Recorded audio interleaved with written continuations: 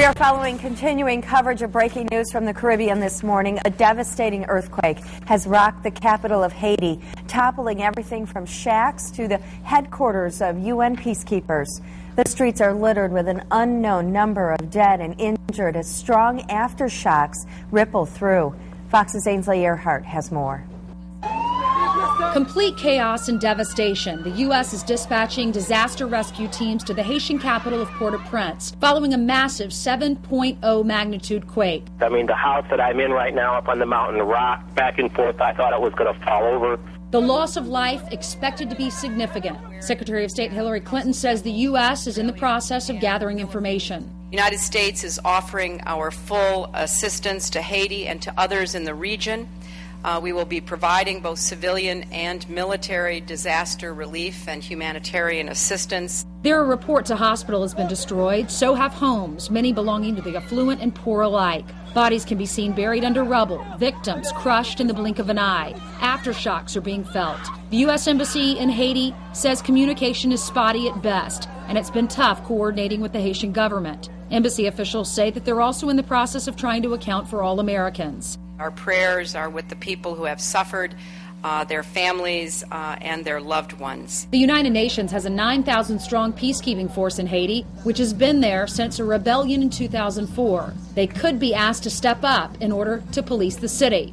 President Obama has commented on the disaster, saying his thoughts and prayers are with the people of Haiti. He says the U.S. will do all it can to help the impoverished Caribbean nation. In New York, Ainsley Earhart, Fox News. France's foreign minister says the UN mission chief in Haiti appears to have died in the quake.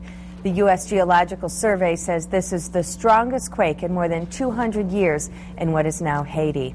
The Haitian ambassador to the U.S. says it was a disaster waiting to happen. Ambassador Raymond Joseph says the country's infrastructure is among the world's worst, even in the best of times. He says the massive earthquake shows just how weak the infrastructure was. The palace itself is damaged, the Ministry of Commerce damaged, and these are very sturdy buildings. So if those buildings are damaged, can you imagine what's happened to all these flimsy abodes around Port-au-Prince and the hillsides? I say it's a major catastrophe. Some travelers who were at the airport in Port-au-Prince when the quake hit were able to fly out. They arrived in Miami, Florida last night and described the destruction to Fox's Don Guevara. I mean, the whole building was cracked down. I mean, it looks like a building that they need to build from point A to point to Z right now. Passengers landing in Miami from Haiti hours after the massive quake. They describe the airport already in bad shape. The whole outside deteriorated, the whole top, from top to bottom, it was kind of cracked up totally. These passengers about to board the plane to MIA when the quake struck. They decided not to stay behind. Thoughts are now with loved ones stuck in Haiti. Right now, I'm not really at ease because I don't know what happened to them, so I'm just trying to find out what happened to them. The strike chaotic. I was crying, screaming, yelling.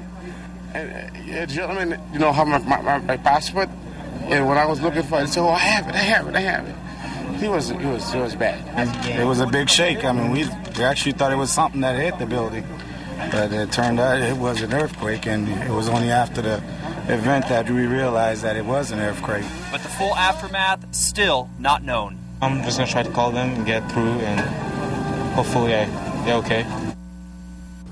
The U.S. State Department has set up a toll-free phone number for Americans seeking information about family members in Haiti. That number is 1-888-407-4747. The State Department says some callers may get a recording because of the high number of calls. The International Federation of the Red Cross estimates up to 3 million people are affected by the quake. They'll be getting some help from heroes in the U.S. Dozens of firefighters from Virginia have packed up, and they're heading to Haiti to help in the search and rescue efforts. Fire officials say the team members are familiar with the area because they were in Haiti last November to help when a school collapsed. And be sure to